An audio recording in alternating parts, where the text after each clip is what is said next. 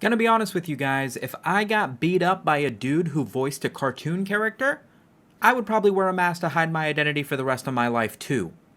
Unless it was the voice actor for Goku, because you're not beating Goku.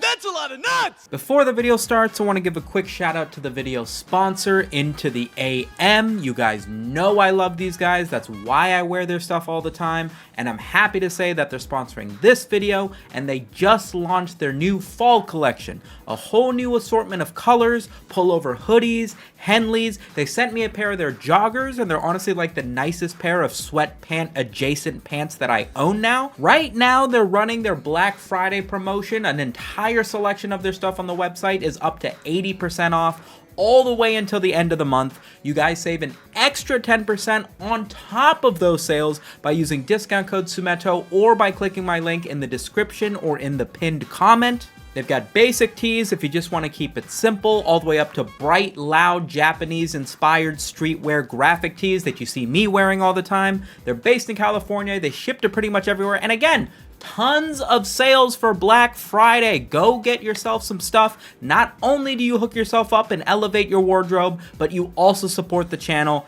and that's a win-win. Big shout out to Into the AM. Let's get back into the video. So Dream, the Minecraft YouTuber, gets beat up by a gumball, and it results in one of the craziest videos ever taken in an Uber ride to date. That sentence is a little bit confusing, I understand. Let me explain. So this entire debacle starts with Dream tweeting out this selfie with the caption, "Who want me?" To which Nicholas Kanto, voice actor best known for voicing Gumball in The Amazing World of Gumball, replies to the selfie saying, "I want you. Dead." It turns out that this account wasn't actually Dream's account, but was a parody account tweeting the selfie, but that actually ends up not mattering down the road. The parody account impersonating Dream then says blocked, with a screen grab revealing the fact that Nicholas Kanto is 20 years old, making an allusion to earlier allegations of Dream, the real one, messaging minors in an inappropriate way in one way or another sometime last year. Nicholas Kanto then retweets this message by stating, "Bro, when you're an actual PDF file, you don't get to make jokes about being a PDF file." Seemingly still completely unaware that he's talking to a random on Twitter and not the real Dream, because why would the real Dream be making these jokes himself?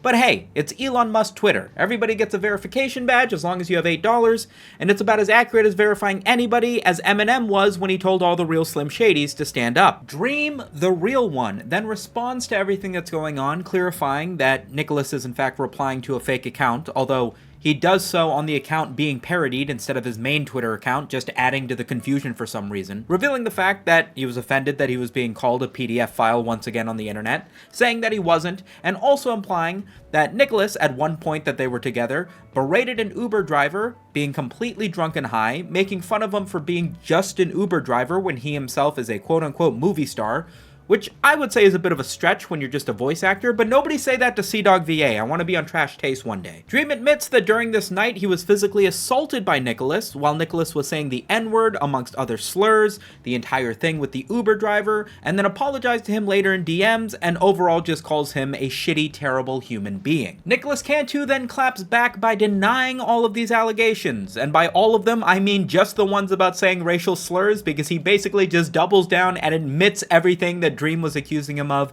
including assaulting him, which Nicholas describes as slap-boxing him in front of the hose. He admits that he was an asshole to the Uber driver, and says that he has tried to calm down on his drinking as a result of that. He admits that he called Dream fat and a PDF file, despite the fact that I don't think he ever called him fat during any of this, but he decided to bring it up, and then punctuates his sentence by saying to hire a Harvard professor to calculate why, despite texting every Twitch streamer in Austin, not a single one of them wanted to fuck you. Which is a wild roast, because at 32 million subs, do you really still have 0 bitches? To anybody who's unaware of the reason that Nicholas brings up the idea of a Harvard professor calculating why Dream gets no bitches, it's a reference to when Dream was originally being accused of cheating his speedrun entries because the luck that he was getting with his Blaze Rod drops and his Minecraft runs was a little bit too high, and so to retaliate to this idea, Dream hired a Harvard professor to run the numbers and come to the mathematical conclusion that it isn't impossible, it's only a 1 in 2 trillion chance that it could happen, therefore I didn't cheat. It was this whole thing that was kind of stupid, but he did actually hire an Ivy League professor to run the numbers on whether or not he was just the luckiest speedrunner in the world. So it's a little extra funny when you know that bit. At this point, Dream decides to go full mask off. He's putting on his gamer boots, his speedrunning condom, and on his main Twitter account, again, just to spread out the information for some reason, makes a proper official call-out post on Nicholas, saying everything that he's accusing him of in one succinct post, as well as providing footage of this aforementioned Uber drive, which is one of the craziest videos I've ever seen. Ants come at me, it'll take 10,000, 100,000 of them to take me down. So that's how minuscule you are to my size, right? My stature of intelligence, character, body, and reverence in the world. The entirety of the video is like 2 solid minutes sort of hyper cut together of what is essentially just like a drunken, nonsensical rambling where Nicholas is sort of just screaming at everybody in the car for one reason or another. People have been quick to highlight exactly one part where he comes directly at Dream, and listen, you're not allowed to laugh, okay? I am like this because ADHD, autism, neurodivergent. I have ADHD as well. Right, but because you said that's what the mask is, I think you're a alright? So that's why. Now, obviously, this is just a terrible thing to say to somebody like Dream. I mean, they just met this night, he barely even knows the guy, and he gets completely drunk and says this, of all things, a homophobic slur? I cannot approve of this behavior, and honestly, I don't find it funny at all. The general consensus, as far as the internet is concerned, I think is summarized pretty well by this tweet up here, that basically says, Dream is so genuinely washed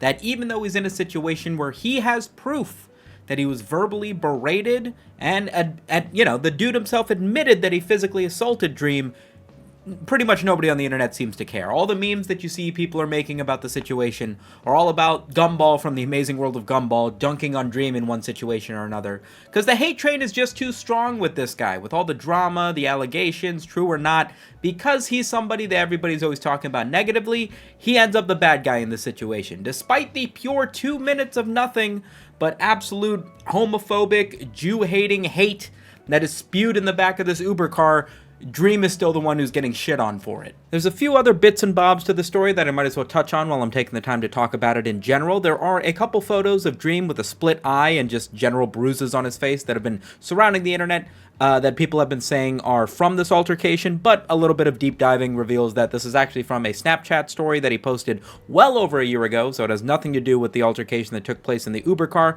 which was evidently a couple of months ago. People have also been quick to point out why Nicholas was drinking at all, since he, at this point, is 20 years old, and that's not the legal drinking age in Canada. Hey guys, I thought I'd interject post-editing here just to provide a new segment I call Facts. For instance, did you know that the legal drinking age in Canada is actually 19? So you can drink if you're 20 there. Doesn't have anything to do with what we're talking about because this altercation took place in Austin, Texas, but, you know, I just thought you might like some facts. And why Dream seems to have recorded this video of him drunk in an Uber car to then not do anything with it until it became convenient for him to use it as evidence of him not being as bad of a guy as the dude who's calling him a bad guy to be.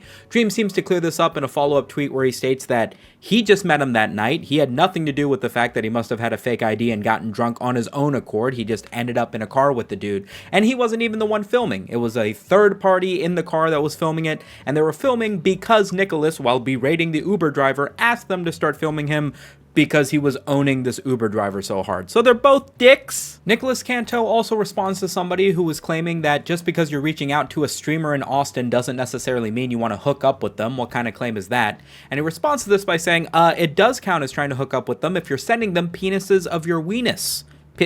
Pictures of your... But anyway, he claims that Dream was sending dick pics to people in Austin trying to hook up with them. And I don't want to see the pictures, but I do want them analyzed by an astrophysicist from Harvard. Just because. There is also this other individual on Twitter who is claiming that they were there when this altercation took place, and evidently Dream had called some woman a whore and was then slapped because of that.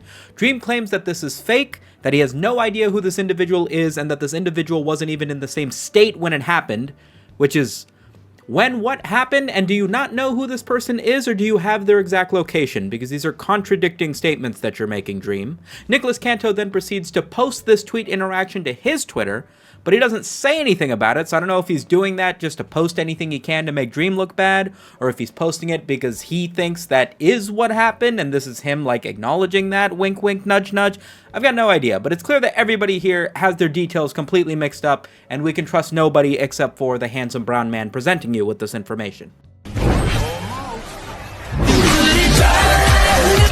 All in all, another successful day of judging e-celebrities online. Keep in mind that pretty much all the information that I have on this topic, all the information that anybody has on this topic, is from the tweets that these two have been spewing at each other over the course of the last 24 hours. So if anything about the situation, or everything about the situation, ends up to be completely the opposite of what I said, don't sweat it, nobody really cares that much. Life is short, and I want to spend as much of it as possible hating on Dream. If you want to do the same and get your weekly dose of Dream hate, remember to hit the subscribe button to catch my videos every week, and save yourself an extra 10% on top of the Black Friday deals at Into the AM. I wear their stuff all the time, it's genuinely good, and you're supporting the channel, and I thank you for it. I'll catch you guys on the next one. Peace!